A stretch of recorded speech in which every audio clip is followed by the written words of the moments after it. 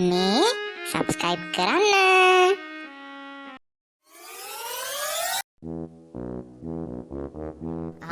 ආයිබෝන් ළමයිනේ. ආයිබෝන් teacher.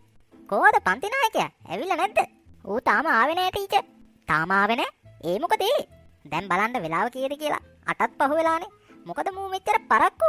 ඈ ළමයිනේ. ඔයාලා දන්නවද හේතුව? පලිගණ්ඩ නියම වෙලාව. හිටපන් කරන්නම් හොඳ වැඩක්. අනේ ටීචර් චුට්ටක් මෙහෙට එන්නකෝ. ඈයකෝ වෙන්දා ටීචර් ආවම පිටිපස්ස පොලිමට යන එක. අද මොකද ඉස්සරහට ඇවිල්ලා ටීචර් කතා කරන්නේ? මෙතන මොකක් හරි මගඩියක් තියෙනවමයි. බලන් ඉමුකෝ මේක මොකාටද එන්නේ කියලා. මොකද ළමයෝ මට කතා කරේ? ඒ ඵලයන් එහා පැත්තට මට ටීචර්ත් එක්ක වැදගත් කතාවක් තියෙනවා. මේකගේ ගෑස් යකෝ. ගෑස් කම්පැනිවත් නැතුවද මේකගේ ගෑස්. හරි දැන් කියන්නකෝ බලන්න මොකටද මට එන්න කිව්වේ? ටීචර් දැන් පන්ති නායකයා ගැන ඇහුව නේද? එයා ගැන කියන්න තමයි මං ටීචර්ට එන්න කිව්වේ. එයා ගැන මොනවද කියන්න දාමයෝ? එයා හරි හොඳයිනේ. අනේ ටීචර් දන්නේ ඉටි ගෙඩිය. මොකද්ද ඒ කිව්ව කතාව? කියනවා බලන්න. අනේ ටීචර් දන්නවද ඌ දෙන වදයක් අපිට? ඌ අතන ටීචර්ගේ මේසේ ළඟට ගිහිල්ලා මේස උඩ නැගලා ටීචර් කරන්න කිව්වලු කියලා අපිට උඩ පයින්ද කියලා දන ගන්න කියලා එක එක ඒවා කරනවා ටීචර්. අනික අපේ කෑමත් හොරෙන් කනවා ටීචර්.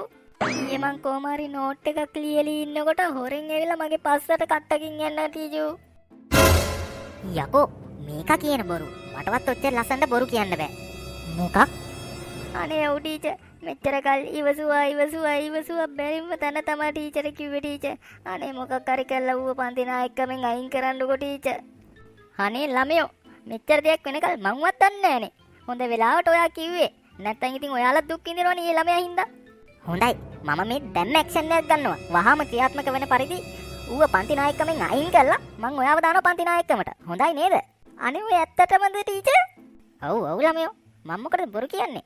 අනේ ගොඩක් ස්තුති ටීචර්. හරි ස්තුති ඕනේ. ඔයාවත් පන්ති හරියට බලා ගන්නකෝ. අනිවාර්යෙන් ටීචර් දිවි හිමියෙන් කැපවෙමි. අනේ මූගේ කැපවීම බලා ගන්න පුළුවන් දැන් හොඳට මූගේ කැපවීම. හරි කැපවීම ඕනේ මං යනවා එහෙනම්.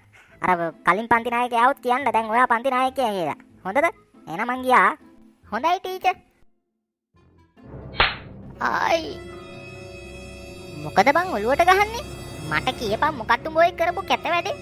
මොන කැත වැඩක් ගැනද උඹ ඔය කියවන්නේ? උඹ බොරුවට කසුනට කතා හදලා ඌව පන්ති නායකකමෙන් අයින් කරලා උඹ පන්ති නායකයා වුණා නේ කොහොම හරි. මේකයි බං මට ඕන දේ මං කරනවා. අනික අද ඉඳන් මේ පන්තිය මගේ. ඌත් නටන්න ඕනේ මගේ පදේට තමයි ඉතින් දැන්. ගයිස් ඔයාලත් එහෙම තමා. අඩෝ අන්න අරු වෙනවා. ඌ හරියට එන්නේ ගාල කඩාගත්ත වහු පෙටිය වගේනේ. ඒයි දිගංචියා. ඇයි මොකද? උඹ මොකක්ද අර ටීචර්ට කියලා තියෙන්නේ? මම මොනවා කිව්වහම උඹට මොකද? අනික දැන් මං තමයි මේ පන්තියේ පන්ති නායකයා. තේරුණානේ? දැන් හිටපන් මං කියන විදිහට. මේ හොඳ හිතින් මම උඹට කියන්නේ. උඹ ගිහින් ටීචර්ට ඇත්ත කියනවද නැත්නම් මම බලා ගන්නද උඹ ගැන? ඇයි මොනවා කරන්නද උඹ මට? අනේ නිකන් ඵලයන් යන්න ගෙම්බා.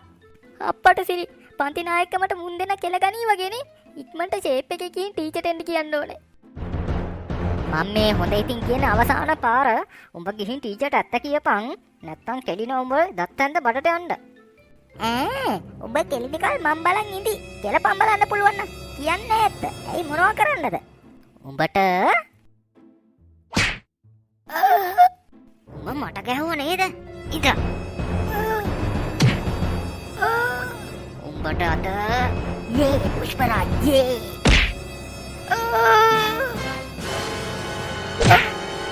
අනේ ගහන්න බා රිදෙනවා.